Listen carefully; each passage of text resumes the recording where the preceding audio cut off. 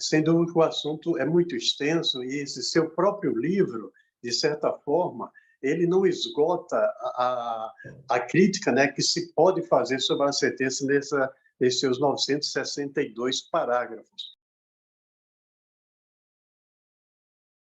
Por trás dos bastidores, digamos assim, há muita coisa que, conforme o senhor próprio já demonstra no outro livro, O Golpe, que analisa, faz outra dissecação também muito minuciosa, por sinal, parabéns.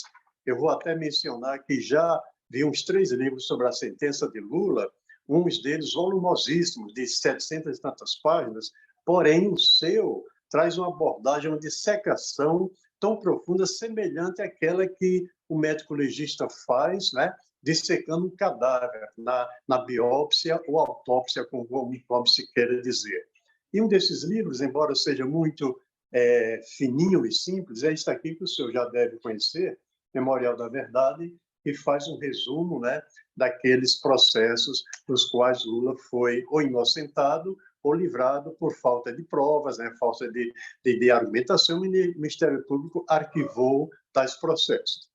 E no livro Golpe, professor Euclides Mansi, o senhor menciona no capítulo 1.5.5, Governo dos Estados Unidos, ação contrária à ampliação da fronteira marítima brasileira, que a Petrobras, conforme a Lei 12.351 de 2010, sancionada pelo presidente Lula, era a única responsável pela condução direta ou indireta de todas as atividades de exploração do pré-sal, cuja privatização da Petrobras o Bolsonaro já começou a fazer e a intenção é privatizá-la totalmente.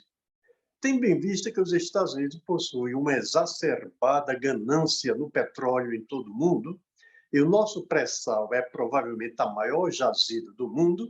Podemos assim dizer que, além de os golpes já patrocinados, digamos assim, em outros países latino-americanos, conforme o senhor registra no capítulo 5 desse livro, O Golpe, podemos dizer que a nação americana esteve por trás de toda a Lava Jato e o impeachment da ex-presidenta Dilma Rousseff, professor Euclides? Então, é uma pergunta muito objetiva e que merece uma resposta bem clara também, e cuidadosa. Então, eu tenho aqui um cartão, né, do livro, O Golpe, que também está disponível lá no site. Quem quiser baixar, tem todo esse material também bastante detalhado para que a gente entenda aí esses eventos históricos que ocorreram. Veja só, você faz 3 relações aqui que são importantes da gente explicar de forma muito clara e cuidadosa. A primeira é a relação da Lava Jato com o governo dos Estados Unidos. E ela é real. Então, o que nós temos é a aplicação de uma lei anticorrupção norte-americana que diz que qualquer empresa que tenha ações na Bolsa e que investidores americanos negociem com ela, se essa empresa em qualquer lugar do mundo for denunciada por esquemas de corrupção, a alçada da justiça norte-americana pode cobrir também esse evento em qualquer parte do mundo e vai buscar colaboração com as autoridades locais. Então, uma vez que há ações da Petrobras vendidas internacionalmente, investidores americanos teriam, então, aí sido prejudicados.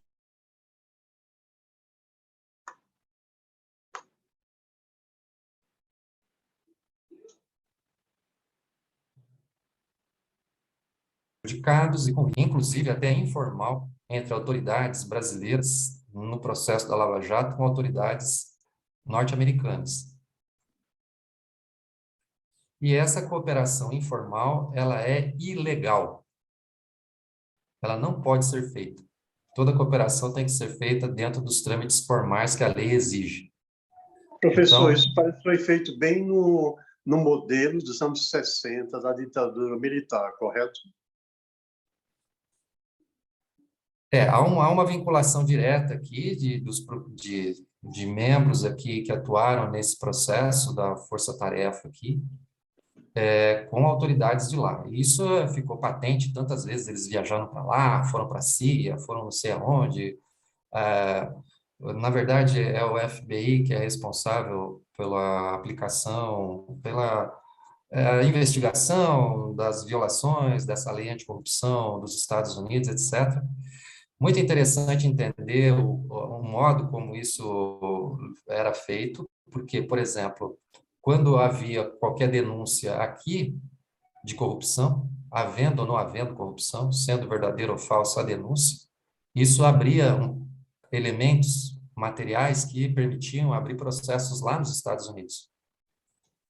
E lá nos Estados Unidos, então, para que fosse julgado esse processo, então, são chamadas as partes e essas empresas brasileiras, elas eram chamadas em juízo. Olha, vai ser aberto aqui um processo por corrupção, etc.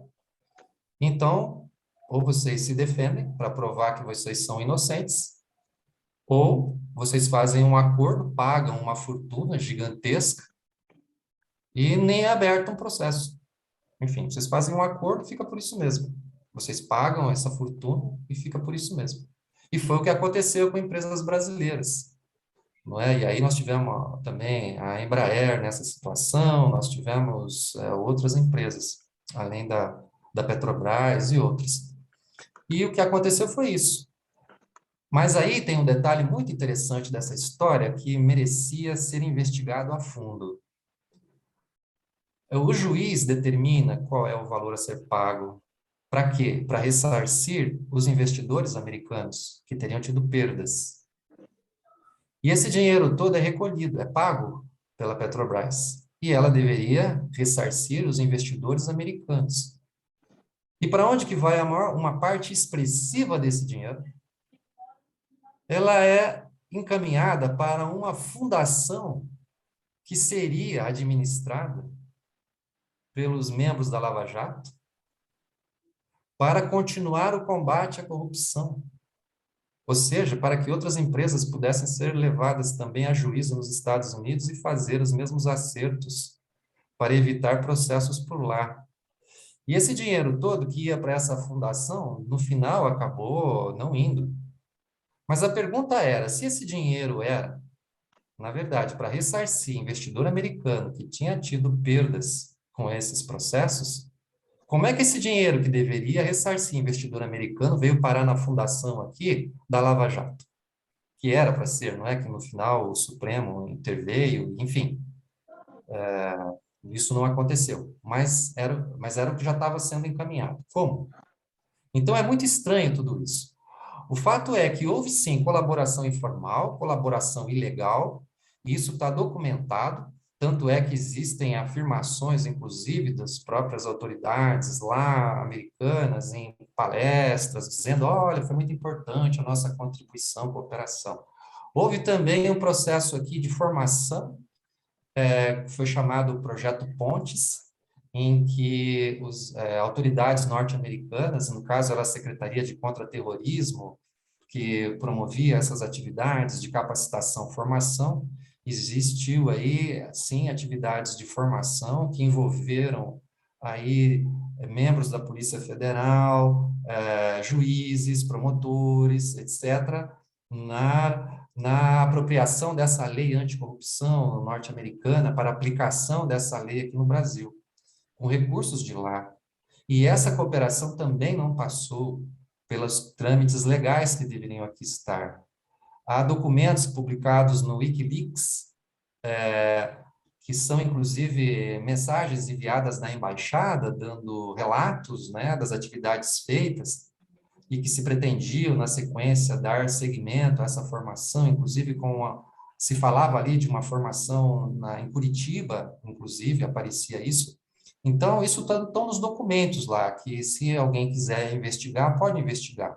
E nesse livro que está aqui, que você está mostrando aí os diferentes tópicos do livro, eu fui muito cuidadoso com isso, porque todos os documentos que eu citei aí, não só vocês têm os links para poder abrir diretamente os documentos nas fontes originais, como vocês têm os textos em inglês que estão aí. A participação dos Estados Unidos aqui, é importante que a gente deixe claro, né, o interesse no petróleo. E também que a gente deixe claro que não se trata do povo americano, né, da população norte-americana, se tratam de interesses de grupos econômicos que se envolvem, né, com autoridades e que criam, na verdade, uma grande rede que, no final, tem interesses políticos e econômicos a serem atendidos e que se valem dos diferentes mecanismos que eles têm à disposição. Sejam esses mecanismos jurídicos, não é? De abrir processos contra pessoas e, com isso, quebrar a credibilidade delas e, no final, impedir que processos políticos que tenham interesses contrários ao que eles desejam possam ser levados a efeito, né? Mas também pode ser feito de outro modo, e o livro demonstra claramente isso, né? No caso aqui, o livro detalha com muito rigor e com muitas provas documentais, né, a participação da Students for Liberty, que é uma organização aí, de formação de estudantes nos Estados Unidos, que seriam estudantes libertarianos, ou seja, estudantes que defenderiam a liberdade, e a liberdade, nesse sentido do que eles defendem, é total privatização de tudo, reduzir a participação do Estado, não haver esses programas de transferência de renda para a população pobre, enfim, são políticas que defenderiam que cada qual tem que ter a sua realização por mérito, etc., mas que, na prática, tinha o real interesse nas reservas do pré-sal brasileiro. Tanto é que a abertura do livro tem uma frase lá do McCobbin, que era o presidente dessa Students for Liberty, dizendo: imagine uma multidão na praça e alguém fala da empresa estatal de petróleo e a população grita: privatiza, privatiza. Isso não é uma imaginação, isso é o que está acontecendo hoje no Brasil, num movimento conduzido pelos Students for Liberty, pelos estudantes deles. Então, eles formaram aqui no Brasil mais de 1.000 lideranças, com recursos que vieram de petroleiras norte-americanas, com recursos que vieram através aí, mediados, né? E que, no final, acabaram formando as lideranças do MBL. Então, por exemplo, Kim Kataguiri, que era uma liderança do MBL aqui, era também uma liderança que era apresentada como liderança do Students for Liberty, tá certo? Que defendia intransigentemente que um Brasil livre é um Brasil sem PT, que deveria ser privatizada a Petrobras. Então, eles recebiam, sim, pagamentos, tá certo? Porque eles eram funcionários dessa empresa, então dessa organização, então recebiam pagamentos para fazer um trabalho que era o trabalho de capacitar lideranças que iam para a rua para derrubar governos, tá certo? Então, eles tiveram uma participação real no processo aí da derrubada da presidente Dilma, né, no impeachment. Aliás, coisa parecida aconteceu lá na Ucrânia também, com um movimento que derrubou um presidente que era eleito lá, para colocar um outro presidente no lugar que defendia os interesses também dos Estados Unidos. Aconteceu aqui na América Latina, em outros países antes também, golpes desse tipo. Então, a gente pode falar aqui de Honduras, a gente pode falar do Paraguai, a gente pode falar, não é, de outros países, Bolívia depois também, enfim, o Haiti antes, né?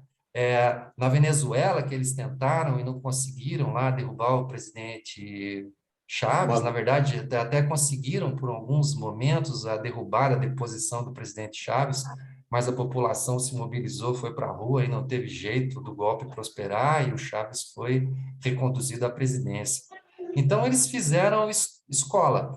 Na verdade, aquilo que antes era feito de uma forma escondida, que era alimentar a contra-informação, difundir fake news e derrubar um governo, que era feito assim, de uma forma muito velada, não é? Se tornou, que eram ações secretas, né? Elas se tornaram depois ações abertas. Então, isso se tornou mais fácil. Por quê? Porque você tem essas organizações não governamentais que vão receber esses recursos e vão fazer abertamente o trabalho de derrubar um governo. inventando as mentiras todas que a população consiga acreditar nelas para que isso ocorra. Agora, qual é o interesse dos Estados Unidos na coisa do petróleo, né? Aqui é muito importante entender o seguinte: a balança comercial norte-americana, ou seja, aquilo que ele exporta, aquilo que ele importa, é uma balança deficitária. Os Estados Unidos mais importa do que exporta. Por isso, eles não têm superávites, eles têm uma perda no comércio internacional. E como é que eles financiam, então, esse déficit da balança comercial? Emitindo dólares. Como é que eles emitem dólares? Emitem títulos do Tesouro Americano. Esses títulos do Tesouro Americano funcionam porque eles servem como reserva cambial para muitos países, mas também porque o dólar é a moeda, não é usada como reserva de câmbio internacional. Se a gente precisa comprar de um outro país, paga em dólar, compra em dólar, etc. Então, o dólar é a moeda das transações internacionais. É isso a partir aí do final da Segunda Guerra, né? Então, o que que acontece com os Estados Unidos? Eles são deficitários. E a economia americana, embora tenha esse número positivo, o livro mostra, né, que ela tem uma série de problemas estruturais e que os BRICS já tinham ultrapassado, né, de longe, não é, do ponto de vista do poder econômico, o poder econômico dos Estados Unidos. Isso era Então, ameaçador para eles, né? era ameaçador. Então, para que os Estados Unidos continuem tendo o dólar como moeda internacional, qual é a condição? A condição é que o dólar possa ser trocado por algum ativo, por algo que seja necessário. E o que que é que hoje funciona como algo necessário para todas as economias e que você necessariamente vai usar dólares para comprar? O petróleo. Então, os Estados Unidos têm que manter uma hegemonia da venda do petróleo em dólar no mundo, para que os dólares que existem no mundo tenham um ativo que possa ser convertido imediatamente. Então, quem tem dólar pode trocá-lo por petróleo. E com isso, o valor do dólar se mantém. E os Estados Unidos, com a sua política monetária de subir ou abaixar o preço do dólar, conforme eles aumentam ou diminuem a taxa de juros nos Estados Unidos, ou conforme eles emitem mais títulos do Tesouro ou menos títulos do Tesouro, eles colocam mais títulos no mercado ou captam os títulos do mercado, eles alteram o preço do dólar internacionalmente. E o que que isso significa? Que eles alteram o preço do petróleo, porque o preço do petróleo é cotado em dólar. Então, se o dólar baixou em relação às moedas, então o que que vai acontecer? Você vai precisar de mais dólar para comprar a mesma quantidade de petróleo. Se o dólar subiu em relação às outras moedas, você vai precisar de menos dólar para comprar mais petróleo. Então, os Estados Unidos encontraram um mecanismo que não só permite que eles continuem tendo uma moeda que é considerada uma moeda forte, embora seja uma economia com problemas estruturais imensos, a dívida norte-americana é maior do que o seu próprio produto interno bruto, então está aí os valores, né, mostrados nesse livro, mas, por outro lado, eles têm um mecanismo, desde quando surgiram os petrodólares, para, de algum modo, manipular os processos inflacionários do mundo inteiro. Então, quando é do interesse deles, eles podem aumentar ou diminuir o valor do dólar em relação a outras moedas, aumentar ou diminuir o preço internacional do petróleo, criar processos inflacionários nos países, ou não, porque a elevação do preço do petróleo acaba impactando também na cadeia de preços da economia como um todo.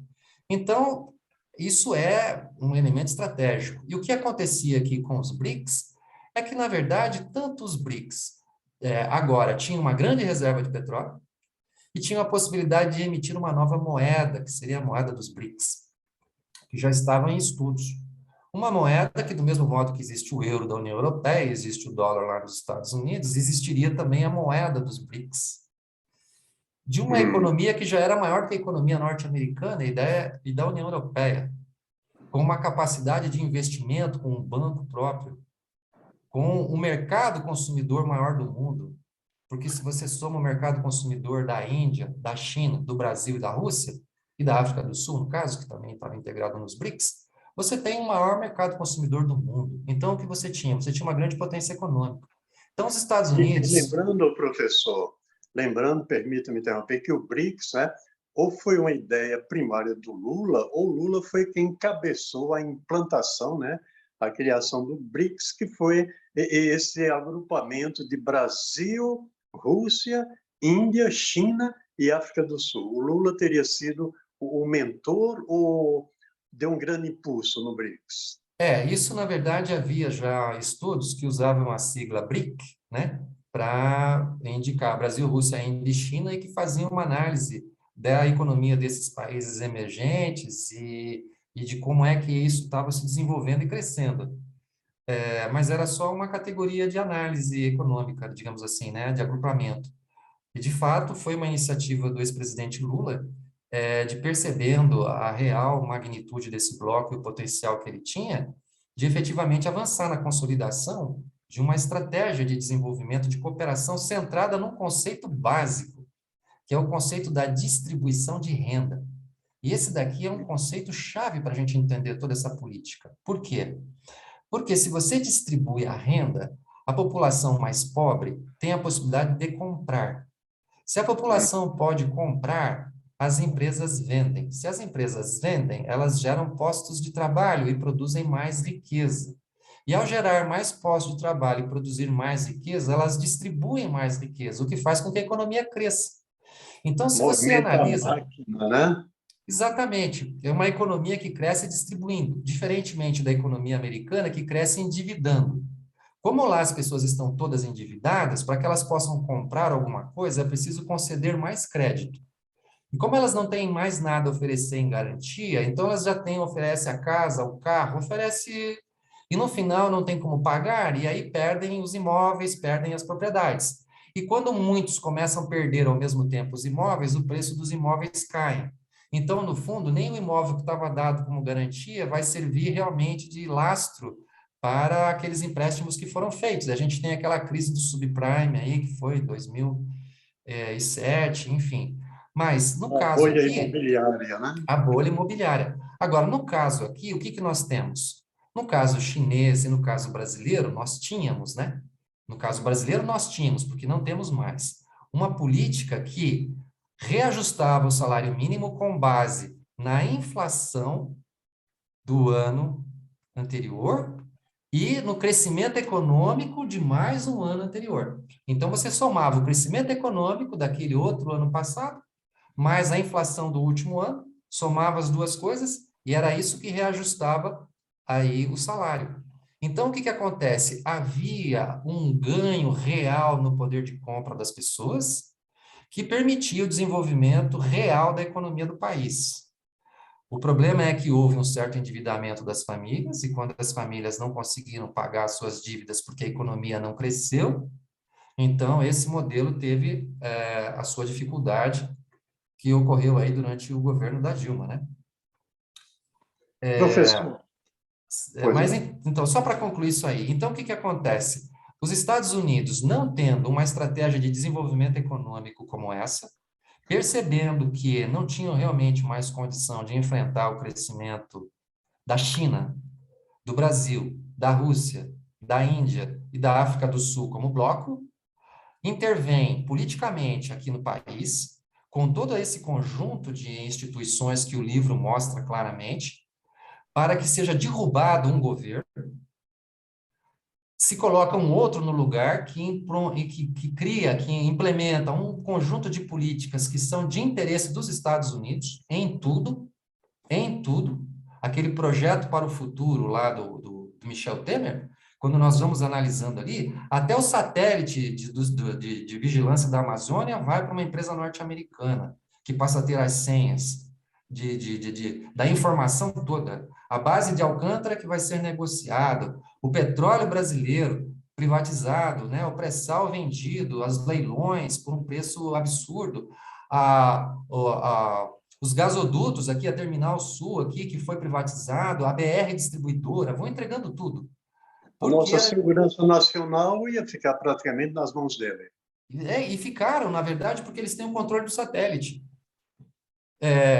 Então, o que que acontece? Isso aqui tudo foi feito no caso brasileiro. Essa foi a forma como eles conseguiram aqui. Aí, o que que os Estados Unidos têm que fazer agora? A mesma coisa contra a Rússia, e é terrível o que está acontecendo na Ucrânia, é terrível o que está acontecendo na Ucrânia, porque a Ucrânia está sendo usada como uma mediação para entender interesses norte-americanos, numa guerra contra a Rússia, porque se a Ucrânia ia entrar na OTAN, na Organização do Tratado do Atlântico Norte, então pode se perguntar, em qual porção do Atlântico Norte banha a Ucrânia? É outra contradição filosófica.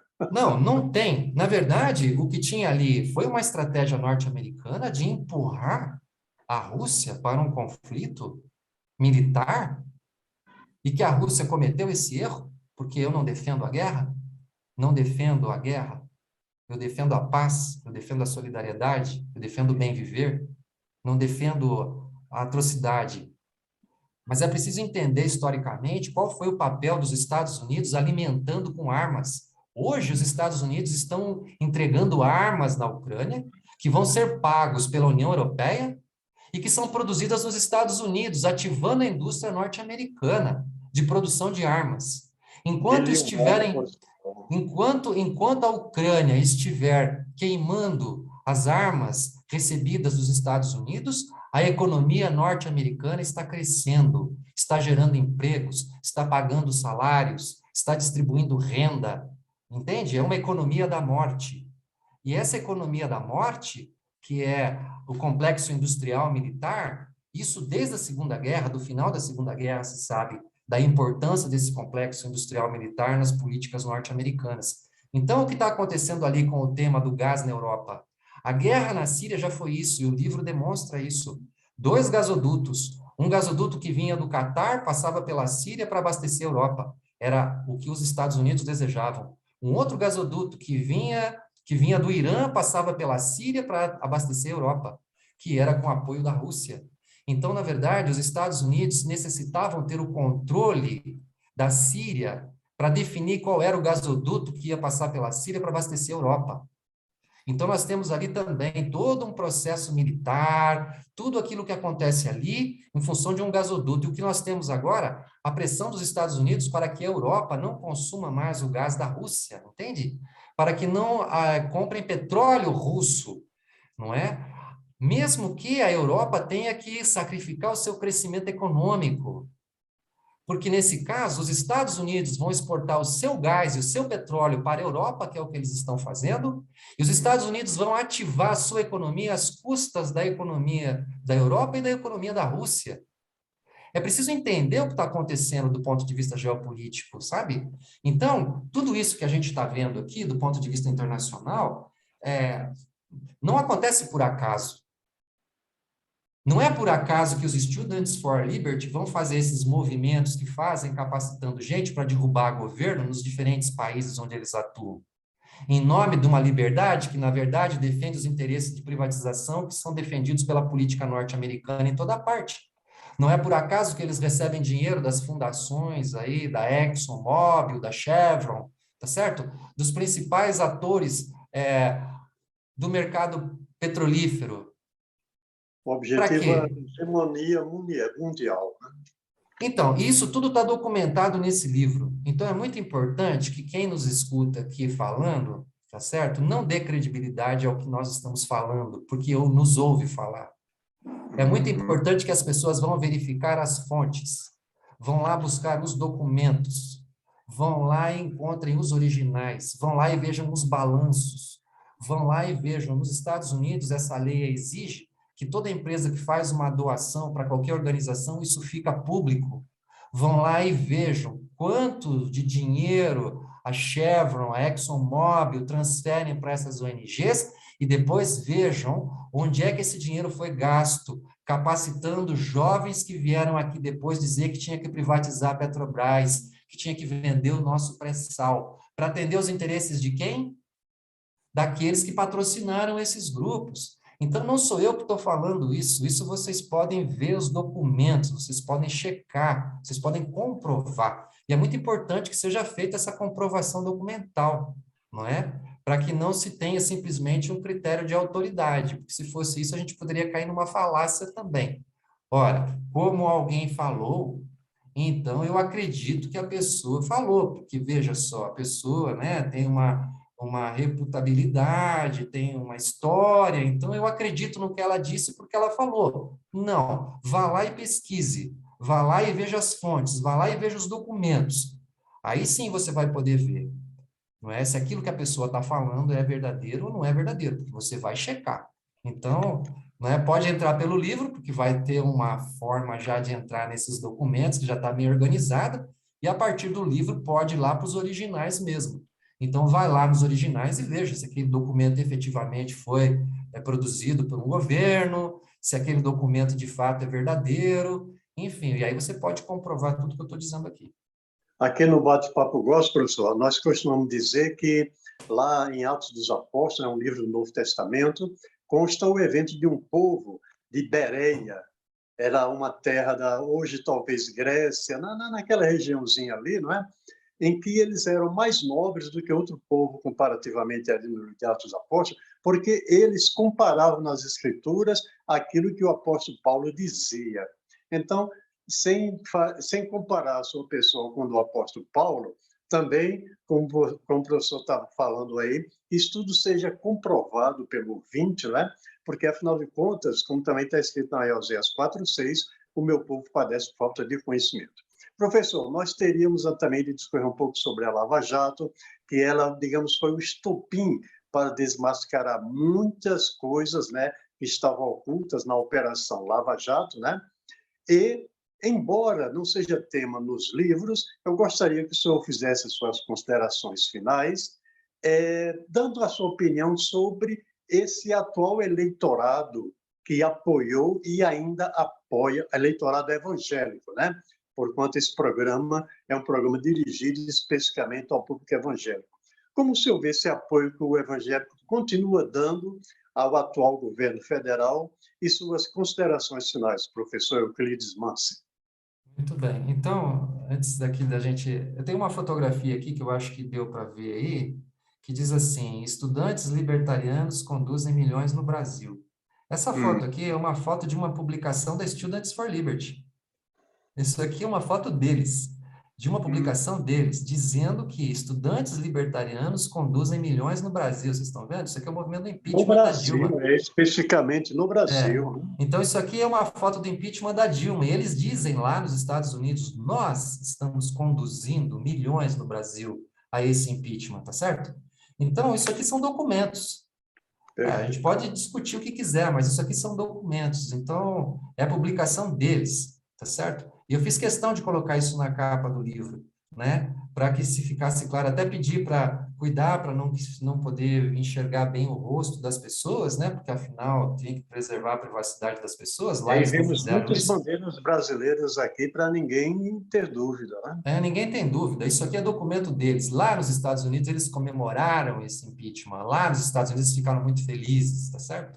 Porque os interesses deles lá foram atendidos quando foi derrubado o governo da Dilma Rousseff aqui, por um crime de responsabilidade que não existiu, tá certo? Não existiu. E isso depois ficou comprovado também pela justiça, que não houve crime de responsabilidade algum ali. Mas, enfim, isso aqui é o livro. Então, voltando à sua consideração final, aqui do público, né, que apoia o atual governo. Enfim, o que eu penso assim, às vezes a gente acaba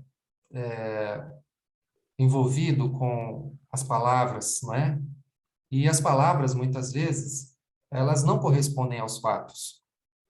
Então, quando nós falamos, não é, de uma mensagem evangélica, se a gente fosse pensar no sentido geral, e eu aqui não tenho muitos elementos para fazer esse tipo de análise, depois, aí, se eu disser alguma coisa que não está correto, por favor, me corrija. Mas a mensagem principal do evangelho, qual é? Amar e perdoar. Amar e perdoar. Amar e perdoar. Agora, quando o discurso que se propaga é o do rancor, é o do ódio, quando o que se diz é das armas, que é preciso que cada qual tenha uma arma para matar se alguém entrar na sua casa, quando se diz que a população pobre não tem direitos, enfim, quando se nega a ciência para dizer, olha, isso é só uma gripezinha, Quantas pessoas morreram no Brasil? Mais de 600 mil pessoas morreram no nosso país, mais de 500 mil de pessoas morreram. Sendo que boa parte dessas pessoas poderia estar viva. Poderia estar viva. Se simplesmente tivesse usado uma máscara, se simplesmente tivesse recebido uma vacina, se tivesse sido feito um processo como se fez na França, como se fez em tantos países, nos momentos da epidemia ali, recolhe tudo. Nós teríamos hoje um número de mortes que seria muito menor, mas muita gente morreu acreditando que não devia usar máscara, porque era só uma gripezinha, acreditando na imunidade de rebanho, que quanto mais rápido o vírus se propagasse, tanto melhor para o país. O presidente falou o seguinte: esse vírus é como uma chuva, vai molhar todos vocês. Ele falou isso. Ele esqueceu dos guarda-chuvas, né? Vai molhar todos vocês. Então, o que eu posso entender? Esse é um governo que defendeu a vida? Esse é um governo que defendeu o amor e o perdão? Esse é um governo que protegeu o desfavorecido? No limite, se a gente fosse analisar, quais são os critérios fundamentais para dizer assim, se a pessoa agiu de uma forma cristã ou não? Eu tive fome e me deste de comer. Eu tive sede e me deste de beber. Eu estava nu e me vestiste. Doente foste me visitar. Eu estive preso e viestes a mim. Quando fizeste isso aos menores dos meus irmãos, foi a mim que o fizeste. Esse é o critério básico. Perfeitamente. Tanta gente passando fome nesse país. Pessoas morrendo doentes, sendo que tinha vacina. Então, o que acontece? Esses critérios básicos de gente desempregada, com tudo isso. Então, isso é amor? Isso é perdão? Tratar as pessoas dessa forma tão grotesca, com tantos palavrões, isso é alguma coisa que vem do amor de Deus? Eu não sou, eu não sou pregador aqui, né? Eu não tenho. Até um ateu discorda disso, né, professor? Pois é, né? Então, o que se faz? É preciso que as pessoas tenham claro o que elas estão fazendo, o que elas querem, no fundo, para o próximo. E aí é que tem que fazer uma escolha de sociedade. E como eu disse no começo, eu acho que não pode misturar. O Estado tem que ser laico, né? O Estado tem que ser laico, e o governo que está lá é o governo da população toda. Dos que têm religião, dos que não têm, dos que são cristãos, dos que são budistas, muçulmanos, dos que são do candomblé, dos que são das religiões indígenas, do espiritismo, de todo mundo. Porque ele é o governo dos brasileiros, e todo mundo, e cada um tem o direito da sua religião. Aí cada qual pode professar a sua, da sua família, etc e tal, mas tem que respeitar a liberdade alheia, né? Não pode violar a liberdade alheia na sua liberdade religiosa, do mesmo jeito que não quer que seja violada a própria, a sua liberdade religiosa. Então, é preciso respeitar todo mundo. Agora, eu acho que se uma pessoa de uma determinada visão religiosa que defende o amor e o perdão, que defende bem-aventurados os pobres, né? E que defende que é preciso repartir o pão, que é preciso dar roupa a quem está desnudo, vacina a quem está sem vacina, não pode apoiar aquilo que é contrário a isso. Por mais que a pessoa diga no discurso que é religioso, por mais que diga o que quiser, porque não é o discurso que salva. Como diz lá São Tiago, né? Eu acho que é São Tiago que diz, se o seu irmão está passando fome, não tem o que vestir, e você Exatamente. diz a ele, fartai-vos e aquecei-vos, né? De que te Exato. serve Essa isso? fé, porventura, né? Né? Essa fé, porventura, terá algum valor? A sua pergunta foi muito específica, né? O que eu teria a dizer, a população cristã que apoia, então, a esse governo, né? O que eu teria a dizer é isso, né? Se vai ser feito um julgamento, não é, do ponto de vista do que seria o conteúdo fundamental aí do amor e do perdão e do que se refere a atender às necessidades das pessoas, o que a gente pode ver é que, no fundo, o que a gente tem é o oposto disso, né? E a árvore a gente conhece, tem que respeitar os frutos, né? Então, o que a gente pode ver, não pode haver discriminação de nenhuma delas. Por outro lado, todas elas estão subordinadas ao marco da lei que nos regula todos nós, e nenhuma religião pode exorbitar o direito da outra. Então, todas elas têm que respeitar o que a lei determina, do ponto de vista da liberdade de expressão dos demais e também dos seus próprios direitos, né, que ela tem, dentro daquilo que a lei também estabelece como limites para a prática, para que elas não exorbitem daquilo que é o seu atributo verdadeiro, né, para que não manipulem a fé das pessoas, né, isso também existe muito, é muito triste isso, a gente vê pessoas de boa fé sendo manipuladas, né, por outros interesses, crendo que fazem a vontade de Deus, quando na verdade estão atendendo a interesses de grupos particulares que as manipulam. Então, é preciso ter uma consciência crítica das diferentes práticas religiosas e, ao mesmo tempo, um respeito, não é, à diversidade, e da forma como eu entendo a relação entre as duas coisas, a religião, a fé, não a religião, mas a fé, não é, e a ciência, elas não se opõem. Pelo contrário, elas alimentam, uma alimenta a outra. Então, se você me pergunta alguma coisa, eu diria a resposta do Einstein, tá certo? Que Deus não joga dados com o mundo. Então, haveria, sim, alguma presença do divino na realidade. Ainda que seja dentro de um divino que ele possa perscrutar matematicamente, percebendo a relatividade do tempo, do espaço, do movimento, da física, etc., né? Da forma como a natureza se manifesta e se constitui. Então, mas também não só na ciência, também na arte, também em tudo, né? Onde existe essa manifestação da criatividade humana, da beleza, do encontro, da fraternidade, do amor, né? Então, ali eu acho que está realizado essa dimensão do que a gente espera de um mundo novo, né? De uma sociedade de justiça e solidariedade. Então, é assim que eu me coloco, né? É uma pergunta meio difícil essa aí, eu não sei se eu consegui escapar dela. Mas a sua resposta, com tanta prolixidade, esclareceu muito e só temos a agradecer, professor Euclides Mansi, pela atenção, pela simpatia. Deus lhe abençoe, a você, o seu trabalho, um trabalho muito prolixo, né?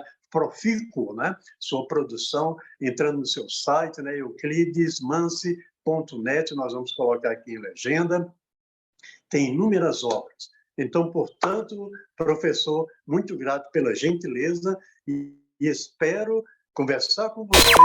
O programa Bate-Papo Gospel. Caso queira colaborar, nosso Pix, batepapogospel@gmail.com. Contatos: Irmão Joaquim, WhatsApp 619 8447 8369.